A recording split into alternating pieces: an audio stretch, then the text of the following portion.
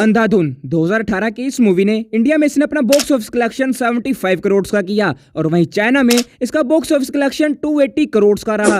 दंगल 2016 की इस मूवी ने इंडिया में इसका बॉक्स ऑफिस कलेक्शन 387 करोड़ का था और वहीं चाइना में इसका बॉक्स ऑफिस कलेक्शन 1300 करोड़ का रहा। अब बॉलीवुड ही नहीं हॉलीवुड में भी कुछ ऐसा ही सीन चल रहा है, जहां एंड गेम जैसी मूवी का total world wide box office collection का 25% चाइना से ही आया था। अब भाई यहाँ पे सोचने वाली बात है कि ये एक अकेली कंट्री से इतना ज्यादा बॉक्स ऑफिस कलेक्शन कैसे जनरेट हो रहा है। अब ऑब्वियसली यहाँ पे कुछ लोग बोलने वाले हैं कि चाइना की पॉपुलेशन भी तो ज्यादा है तो पैसे भी ज्यादा ही बनेंगे, तो चलो इस एंगल से भी इसको देखते हैं। और अब अगर हम पॉपुलेशन का भी कंपैरिजन करें तो इंडिया भी कुछ ज्यादा पीछे नहीं है। इनफैक्ट इंडिया तो वर्ल्ड की मोस्ट पॉपुलेटेड कंट्री बन चुकी है, लेकिन फिर भी अगर हम अपने देश के अंदर फॉरेन मूवीज के कलेक्शन की बात करें तो यार वो ना के बराबर ही होती हैं। तो चलो यार आज जान ही लेते हैं कि कैसे China billions of box office collection generate करता है। तो सबसे पहला रीजन है नंबर ऑफ स्क्रीन्स, जहां इंडिया में 2022 में 10,000 स्क्रीन्स थी एंड चाइना में 80,000 स्क्रीन्स हैं। यार इवन यूएसए में भी चाइना से कम स्क्रीन्स हैं, almost 40,000। And here is a fun fact, China के पास Guinness book of world record है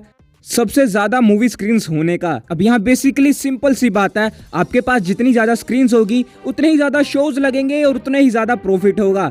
लेकिन अब यहाँ सिर्फ स्क्रीन्स ही नहीं, एक और चीज बहुत ज्यादा मैटर रखती है, वो है टिकट की प्राइसिंग। जहाँ अगर हम कंपेयर करें तो इंडिया में एवरेज टिकट प्राइस 150 से 200 के करीब होता है और वहीं चाइना में एवरेज टिकट प्राइस 500 है, जो कि यूएसए से काफी मिलती जुलती प्राइसिंग है और वहाँ पे एवरेज टिकट प्राइस 650 से 700 के करीब होता है। तो अब यहाँ नंबर ऑफ स्क्रीन्स भी ज्यादा है और प्राइसिंग भी यूएसए के बराबर ही है, तो यार पैसे तो बनेंगे ही ना। अब इसके अलावा भी एक बहुत ही गजब का मामला है, वो है एक्सक्लूसिविटी का। तो देखो चाइना के अंदर यार हर हफ्ते कोई फॉरेन मूवी रिलीज नहीं होती हैं, कुछ ही ऐसी सिलेक्टेड मूवीज होती हैं जो चाइना के अंदर रिलीज हो पाती हैं और इसका सिंपल सा रीजन है वहाँ की गवर्नमेंट। उन्होंने अपने ही तरीके से एक लिमिट सेट कर रखी है कि साल के अंदर हमें कितनी फॉरेन मूवीज को रिलीज करना है। सीधी सी बात है यार, वहाँ की गवर्नमेंट अपनी इंडस्ट्री को, अपनी चाइनीज मूवी इंडस्ट्री को ज्यादा प्रायोरिटी देती है। उसके बाद कहीं जाकर कोई साल के अंदर 4 से 5 मूवीज होती हैं जो वहाँ पे रिलीज हो पाती हैं। अब जैसे इंडिया के अंदर हमें हर हफ्ते कोई ना कोई हॉलीवुड मूवी रिलीज होती हुई दिख जाती है, लेकिन भाई चाइना में ऐसा कुछ भी नहीं होता और इसीलिए वहाँ के लोगों को एक एक्सक्लूसिविटी की फीलिंग होती है और वो जल्दी से जल्दी ये सोच के मूवी को देख लेते हैं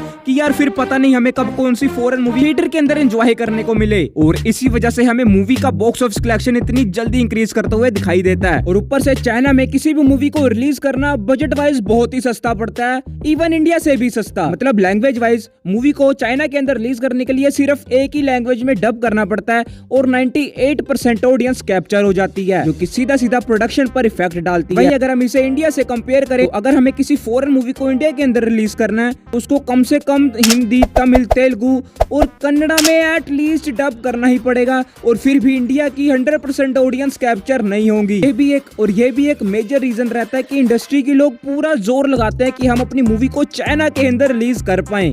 तो हाँ, अब तुम्हें एक पता चल ही गया होगा कि चाइना के अंदर billions of box office collection कैसे जनरेट हो पाता है और कैसे कुछ मूवीज जो अपनी ही कंट्री के अंदर कम कलेक्शन करती हैं वो चाइना के अंदर कैसे हजारों करोड़ों में कलेक्ट कर जाती है। तो हाँ, एट द एंड मूवीज का एक आर्ट और कलेक्शन, ये दोनों ही एक बहुत ही खूबसूरत बिजनेस है, जो समझ गया वो माला माल हो गया। खैर, इन सभी बातों पे तुम्हारा क्या कहना है, तुम क्या सोचते हो, मुझे कमेंट्स में जरूर बताना। और तुम्हें अगर कुछ नया जानने को मिला तो इस वीडियो को लाइक करके जाना और अपने दोस्तों में भी जरूर शेयर करना। और अब हम मिलेंगे बहुत जल्द एक और वीडियो में।